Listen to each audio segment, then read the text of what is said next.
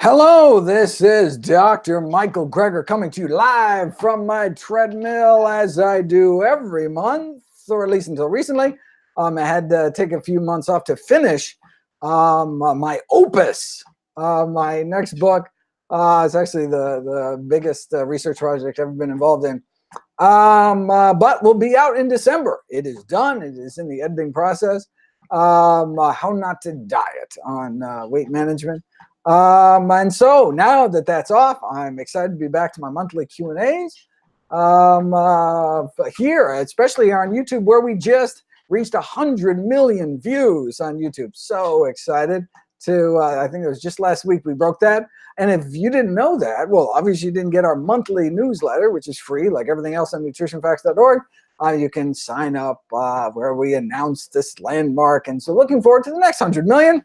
For those of you unfamiliar with my work, every year I read through every issue of every English language nutrition journal in the world. So busy folks like you don't have to. I think of all the most interesting, most groundbreaking, most practical findings and the new videos and articles I upload every day to my website, NutritionFacts.org. Everything on the website is free, no ads, no corporate sponsorship, strictly non-commercial, not selling anything, just put it up as a public service, as a labor of love, as a tribute to my grandmother, whose own life was saved with evidence-based nutrition. I can see there's a whole long list of questions already in here.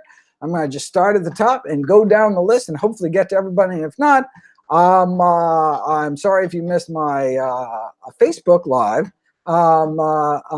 Q&A session earlier today, but every month, back to a monthly schedule, you sign up for the newsletter, and I will tell you when my next Q&As on both YouTube and Facebook are for next month. All right, first question on the list. Joe Ware asks, what are the best what are the best practices in terms of ensuring the safety of dishes? Regarding detergent contamination of food and drink. So yeah, for anyone who saw my video, I did a video talking about this various surfactants, some added as food additives, but also found in detergents, which help get dirty dishes clean. But unfortunately, if you don't wash them off, then can actually kind of make your gut leaky and lead to problems. But this was an issue. This is not like, oh, what am I going to do in my dishwasher to get every last trace off? Water just gets rid of it. The problem that these researchers were citing were people that don't rinse their dishes, period. Like literally, they they take a sponge with detergent on it, and then, I don't know, wipe off all the food and then just put it in a drying rack. Like literally don't rinse at all with water. And then you're leaving a coat of detergent, which wouldn't be good to then eat. But as soon as dishes get squeaky, that's getting all the detergent off. You know how it's all slippery when you got dish soap on it, but then all of a sudden it gets squeaky where it's not slippery anymore? Whether you wash it yourself or wash it in the dishwasher, well, then the detergent is gone. And so you don't have to worry about it. So basically the answer to your question is just rinse. And dishwashers do that for you. Jessica Lenine asks, thank you. You're welcome.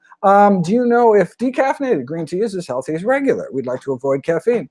Well, decaf green tea is definitely better than no green tea. Unfortunately, the decaffeination process cannot just remove caffeine and removes the compounds with a similar molecular weight to caffeine, and so you actually do lose some of the phytonutrients. So green tea would presumably be healthier than decaf green tea, but if for whatever reason you want to do decaf, like in night, drinking caffeinated green tea can interfere with your sleep.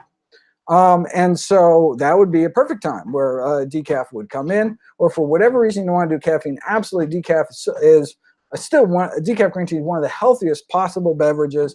If you don't care about the caffeine, or if you want the caffeine, decaf is not as good as regular, but definitely super duper healthy. Sergio Garcia asks, I want to know if you think white potatoes safe to eat. Oh, saw something about the glycoalkaloids. So when you ask, is X safe or is X good for you? Any food. The question really is compared to what, right? So are eggs good for you?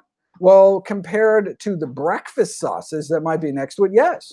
Compared to oatmeal, not even close, right? Is fish good for you? Well, compared to what? Again, is it compared to a hot dog? Then yes. Is it compared to chickpeas? Well, then no. So the same thing with white potatoes. Are white potatoes good for you or bad for you? Well, what are you going to have instead of white potatoes? You're going to have a sweet potato? Then yes, they're bad compared to sweet potatoes. Sweet potatoes are healthier than white potatoes, right? But are white potatoes better than a bologna sandwich? Absolutely, right? And so I was just in that video trying to basically there's a hierarchy. There's some foods that are healthier than others. So yes, we should just focus. I mean, the big thing is focus on centering our diets around whole plant foods, period. Let's just start there. Okay, and then once you do that, then okay, as the next level, you can be like, oh, okay, well, are some foods better than others? Okay, iceberg lettuce, whole plant food. Is it bad for you? No, but is it bad for you compared to romaine lettuce or compared to arugula? Well, yes, comparatively so, but doesn't mean iceberg lettuce is bad and is better than than eating a Twinkie, So anyway, so on the spectrum of healthiness of fruits and vegetables, white potatoes are more kind of the iceberg lettuce of the vegetable kingdom. That doesn't mean they're bad for you. It just means there are healthier choices that have kind of similar mouthfeel. So instead of baked white potatoes, you can have baked sweet potatoes. Instead of white potato fries, you can have sweet potato fries. Or in my household, purple sweet potato fries, one of my favorite foods. And I don't know, for my palate, they taste even better. And so they're healthier and even better for you than. So anyway, that's just, but again, it's not something, the important thing, more whole plant foods, the better. And then if you want to go next level, graduate level, then you can talk about, oh, well, maybe some whole plant foods are even better than non-whole plant foods. Purple cabbage better than green cabbage, et cetera, et cetera. Okay. Leanne A asks, why scrape out vanilla beans? Is it bad to blend and eat the outer vanilla bean shell? Not that I know of. When I blend smoothies with vanilla beans, I throw in the whole thing. Maybe we're both doing it wrong, but as far as I know, it's fine. I mean, I think the reason they do that is because they're not blending in most recipes that are using vanilla beans. So the shell wouldn't break down. But if you're blending, that's just more vanilla flavor as far as I'm concerned. Leanne then has another question. When blending lemons, is it okay to keep the seeds in? Absolutely. In fact, that's one of the reasons I encourage people to blend rather than just use lemon juice. But again, as I say in the cookbook, it's such a small, silly. I mean, it was really just like I wanted everything to be a green light food, everything to be the whole plant food.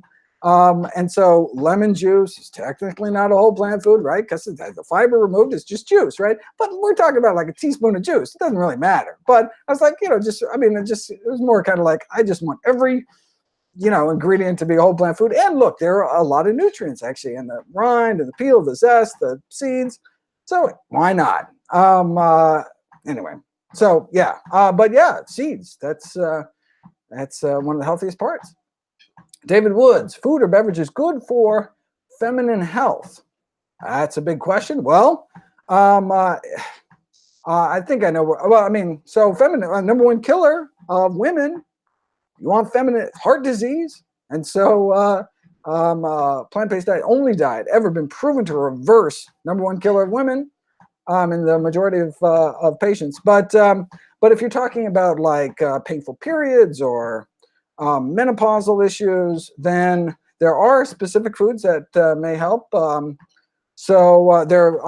terms of dietary patterns, there have been I have featured studies on the website on NutritionFacts.org talking about putting people with painful periods, for example, on a plant-based diet, seeing significant improvement in terms of specific foods. There's flax seeds, soy foods. Just type in whatever feminine health issue you are concerned about, ovarian cancer, breast cancer, etc. And all the foods and dietary patterns should pop up on the website. And if you have a specific question, I'd be happy to answer it here. Just add it and just be a little more specific. E. Lundy says LDL cholesterol up several points on whole food plant-based diet. Could hemp or flax seeds be the cause? No. those who should not raise your cholesterol. Typically, I mean, the only really plant-based sources of saturated fat are tropical oils, so coconut oil, palm kernel oil, palm oil. I mean, I'd be curious at what your LDL is. I mean, if it's still in a safe region, if you're basically at a heart attack proof level, doesn't matter whether it's 50 or 57, you're basically just don't have enough substrate in your arteries, in your bloodstream, to build up in your artery wall, and so you're safe and sound. If, however, it's higher, then you may want to start adding foods to your diet that actively pull cholesterol from your body, like the soluble fiber-rich foods, like slimy foods, okra, oatmeal, eggplant, the whole portfolio diet kind of thing. That's David Jenkins' lab in Toronto, has a whole portfolio of foods that lower your cholesterol in different ways. That's why they can kind of have an additive effect, hence this kind of portfolio concept. And so I looked that up and encourages adding beans to your daily diet, things like that. That would drop it even further. If that doesn't do it, and it sounds like you're already eating a really healthy diet, then I would ask your physician about getting tested for secondary causes of hypercholesterolemia, such as hypothyroidism. Underactive thyroid gland can increase your cholesterol regardless of what you eat. So can abdominal adiposity, like if your waist is more than half your height. Just having that extra fat around your midsection, visceral fat, not the flabby fat on the outside, but the hard, deeper fat on the inside, can increase the amount of cholesterol that remains in your bloodstream.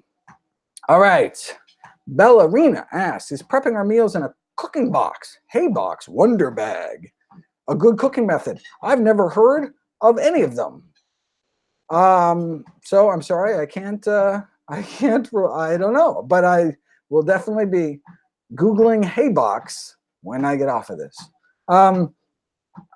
If you drink the cooking water from carrots afterwards, I'm all for using cooking water. I don't know how tasty it'd be to drink it, but certainly make a vegetable broth or something, or to use it to saute. And that's what I do. When I rehydrate dried mushrooms, I take that rich, savory, kind of umami-packed broth and use it to just kind of saute vegetables for a kind of oil-free saute.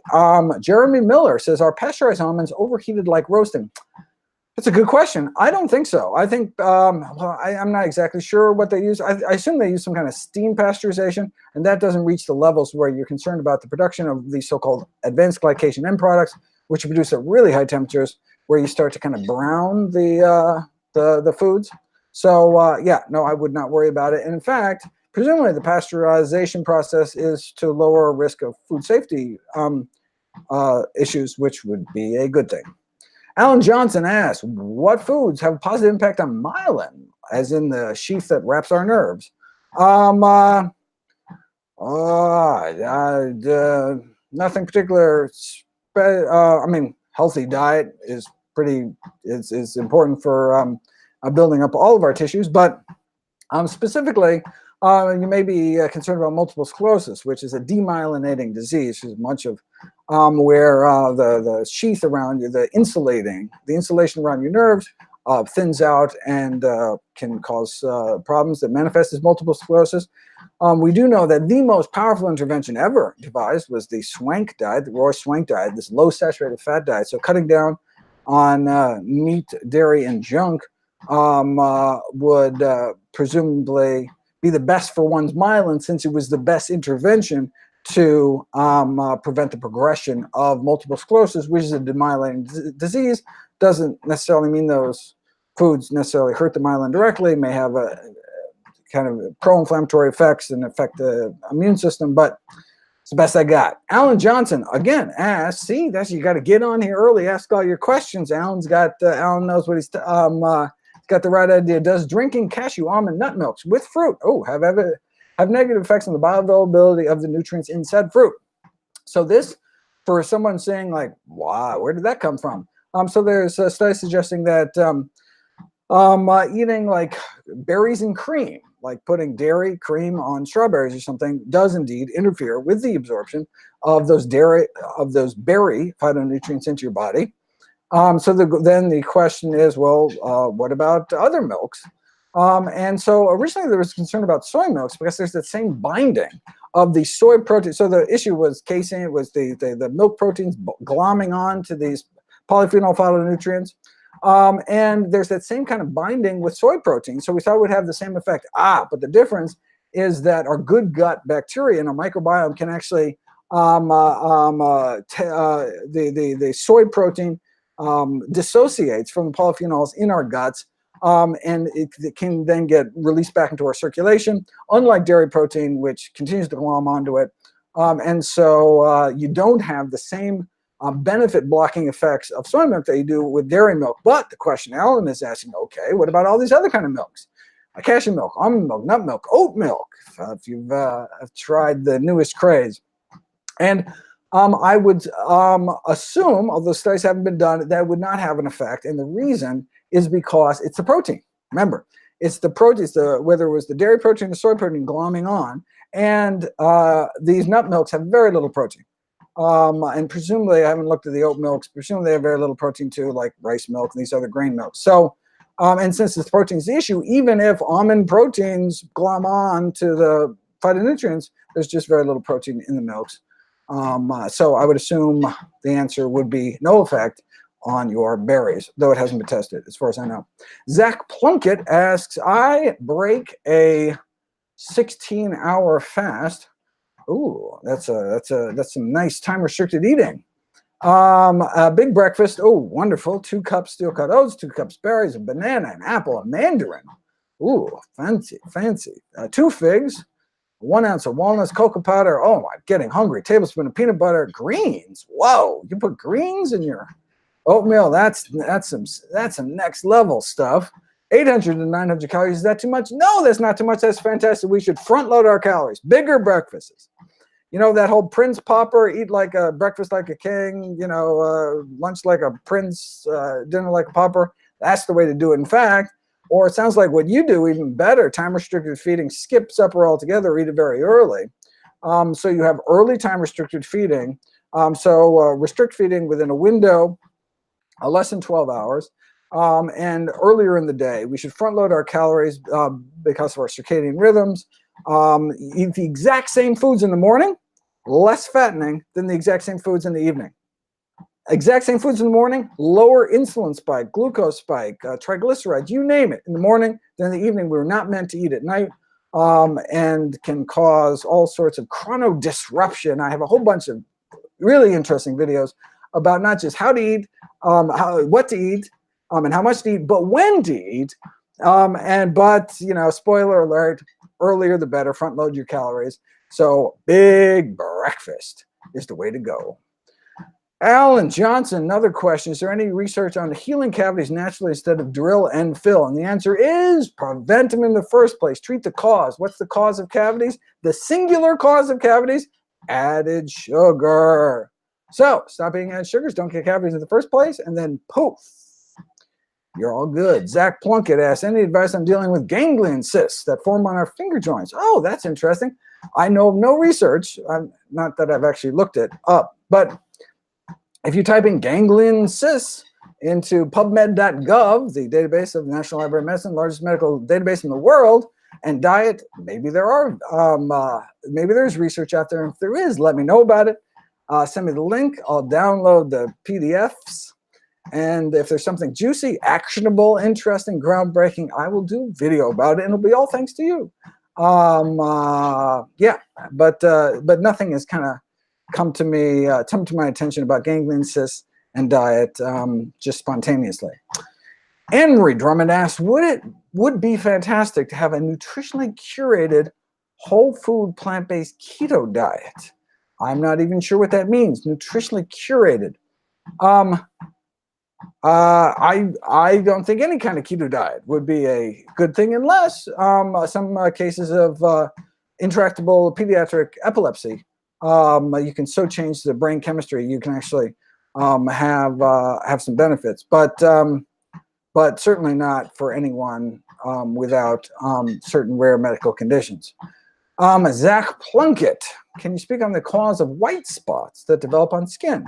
Mainly on the back. My whole food plant-based diet has not helped with them. Oh, well, for people with dark skin, with melanin-rich skin, you can actually get, it's actually an autoimmune reaction where your body attacks the little melanin-producing cells, and you can get these white patches. With people with darker skin, I do not know if there's any dietary intervention that could help. The fact that eating healthy, it sounds like, hasn't helped them, would suggest that that nothing might, but maybe there's a particular food out there. It would be something I would have to look up. I tend to not concentrate on kind of cosmetic issues,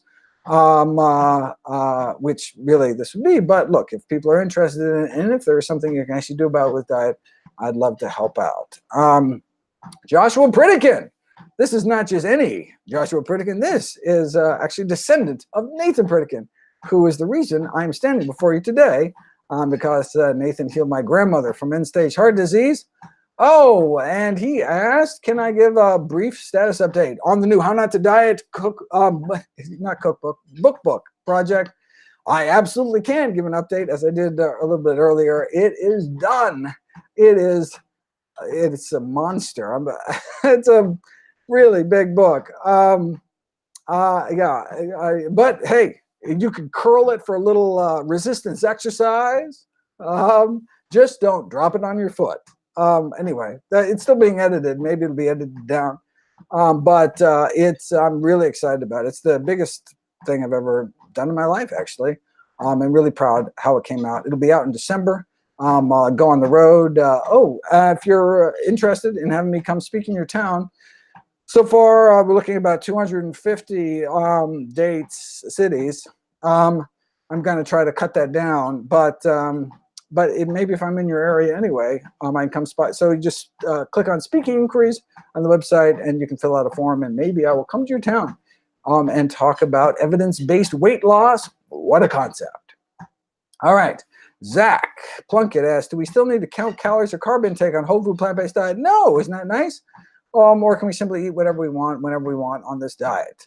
That's one of the beautiful things about eating whole food plant-based. They're so, the whole plant foods in general tend to be so calorie dilute that you don't even have to worry about calories, unless you're, of course, losing weight, in which case you're not eating enough. You just have to eat more food, or eat more frequently.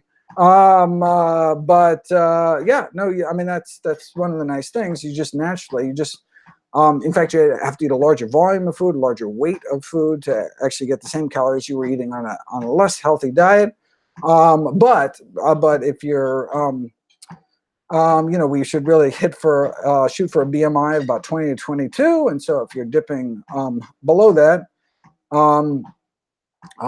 you may want to start adding some more really energy-dense, calorie-dense foods to your diet, like nuts and seeds, nut butters, seed butters, avocado, dried fruits. Eat trail mix all the day long. But interesting, I'll have some videos on caloric restriction coming up, talking about the pros and cons. And so stay tuned for that. I know a lot of people asked about my fasting webinar. That is actually happening. In fact, there's going to be two. There's going to be so many videos on fasting, ketogenic diets, intermittent fasting, caloric restriction. I've actually split it into two. The first one, we just nailed down a date. I'd have to look at my schedule. I think July. It's coming up, but that'll be one of two. And then the other one's going to be later in the year. Anyway, it's coming. Leanne thanks us for adding an organic cotton t-shirt option. Yes, we have this new, we have these like flash sales, which is just a fundraiser for Nutrition Facts, 501c3 nonprofit that supports Nutrition Facts, all of our work. And so we have these, like, people ask me all the time, like, oh, I love that apron or that shirt or that mug or whatever. And it's like, well, you only have like, I don't know, 5 days, 2 weeks, whatever it is, the short window to buy it. And then it's like gone forever. So we just announced the flash sale today. And so evidently we now have organic cotton options. So, and that was Leanne was thanking us about it. Anyway, and that's at drgregor.org. If people are interested in some Nutrition Facts swag. Karamia Beard asks, hi, I'm not sure if this has been asked before, but what do we know of any studies talking about altering the sense of, smell and taste buds after going plant-based? That's such a great question.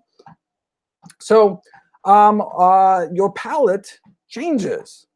And so for people who, I think in How Not to Die, I tell the story of, a coworker commenting on me eating a sweet potato, which is like a little sprinkling of cinnamon on top or something, and looking at me as if I'm like some aesthetic monk, like, oh, it's great that you could do that. I could never eat that way. But the reason they couldn't eat that way, because it doesn't seem appealing to them, is because their taste buds, their palate has been so deadened by the food industry's attempt at hijacking our palate with hyper salty, hyper fatty, hyper sweet foods, that regular food doesn't taste good anymore, right? After a bowl of Fruit Loops, the ripest peach in the world would taste sour, right? Whereas if you actually go on a healthy diet, a diet of real food that grow out of the ground, all of a sudden real food tastes delicious. So then you get the best of both worlds. Wait a second, it's healthy and, and delicious. That's what plant-based eating is all about, but it can take a few weeks. So, when people go, for example, there's a lot of studies on low salt diets. You take salt out of people's diets and everything tastes like cardboard, and people are like, there's no way I'm going to live my life like this. But then, you have people salt soup to taste, but then a couple of weeks on a low salt diet, all of a sudden the soup that they liked at the beginning is too salty. They actually prefer lower salted soup. And so again, best of both worlds, right? People experience this when people go to like full fat milk to skim milk. It's watery at first, but then all of a sudden the full fat milk is it's too creamy. Your palate changes. So you just have a little faith, a little patience, and then all of a sudden, just like unsalted, unbuttered corn on the cob is like intensely sweet, delicious. I know that doesn't even make sense, but you just gotta try it for yourself, right? And so when I'm eating that sweet potato, it's still delicious. Like I don't feel like I'm missing out at all. Anyway, but again, there's a transition that takes place, and all of a sudden, best of both worlds, healthy food actually tastes good. And then it's no longer that kind of struggle between, dreams of your pepperoni pizza and dreams of not dying a horrific death. Enrique says, Argentinian doc. I assume that's Enrique. In my new book, is there any sections, daily dozen tips for the best way to cook most of the daily dozen? Some chart or summary. Can't wait for the new book. Oh, that's exciting. I do have a bunch of videos coming out on best ways to cook. The current volume of batch of videos, I think, has best way to cook greens. Or didn't I just have? I don't know. That's coming up soon. And so anytime there's new science on the best way to cook healthy foods, I will definitely put that out there. Bottom line, for most things, it's you cook them in whatever way will get you to eat the most of them, right? And so, if you like your vegetables cooked, eat them cooked. If you like them steamed, eat them steamed. If you like them raw, eat them raw. Because that's the most important thing, is getting the quantity in. But yes, indeed, if you could care less which way they were cooked, then yes, there are some ways that are a little better than others in terms of nutrient preservation, etc. And so, yeah, so I roll out this. So I have a whole video on what I do with greens, for example, dark green leafy vegetables, is I pressure cook them in an electric pressure cooker for 0 minutes, just till the pressure gets up. And that is probably the healthiest way to cook greens. And I show all the science that I use to come to that conclusion. So if the video isn't already up, it's coming up soon. So subscribe to NutritionFacts.org, and you'll get pinged every time there's a new video up. Zach Plunkett asks, any concern about yellow skin tone? Assuming this from the beta carotene from the massive fruit and vegetable consumption. Yeah, so that yellowish skin tone is actually this kind of healthy glow that people get when they eat lots of fruits and vegetables. And that's a healthy glow, not just in Caucasian skin, but Asian skin, African-American skin. You can actually, I have all these videos where they have, in terms of attractiveness, having that slight yellow hue actually, and this rosy glow from all the extra blood flow in your face, etc. Anyway, but obviously you want to make sure that you don't have jaundice, and so the whites of your eyes should stay white no matter how many fruits and vegetables you eat. And so if your eyes are turning yellow, you may have a liver problem. And so you should definitely get that checked out. But otherwise, so-called hypercarotenoidemia, too many carotenoids, so-called too many carotenoids in your skin, causing that yellow skin tone. It's harmless and just go away on its own. Although it can be a symptom, you can also get that with anorexics. People who are anorexic can get that yellow skin tone. And so the yellow skin tone itself doesn't matter, but the anorexia obviously can be a very serious disorder. And so you'd treat that, and it would just be a sign that doctors may look for. Yvonne Temkin, Evan, asks, are there any major gallbladder risks associated with intermittent fasting? Oh, interesting. So, weight loss by any means can increase risk of gallbladder attack. And there's actually a rate of weight loss under which you have significantly lower risk. Oh, I could, why not look that up? So it's in my new book, obviously because it's about weight loss. Let me super quick pull up that, just because, right? I can search for gallbladder and it should pop right up, right? Let's see. Wow, and then you will get the first sneak peek of a fact from How Not to Diet. Ta-da! Let's see it. Oh my God, it's such a big file. It's taking this long for a simple Word document to open up. Gallbladder. Let's see what we got.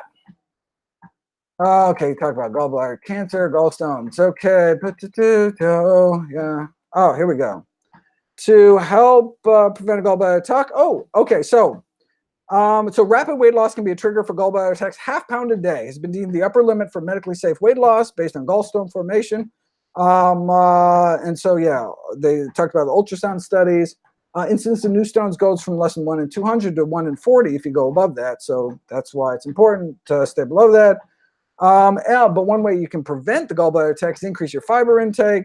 So high fiber foods during weight loss regimen, significantly less gallbladder sludging, blah, blah, blah. Okay, so yes, if you're losing weight, a rapid weight loss can indeed increase your risk of gallbladder attacks, but there's something you can do about it beyond just slowing your rate of weight loss. All right, let me go back to the questions here. Oh, that was neat. Yeah, any other questions about that? I can just look in the manuscript. Oh, am I out of time? Oh my God. Oh, I'm sorry about that.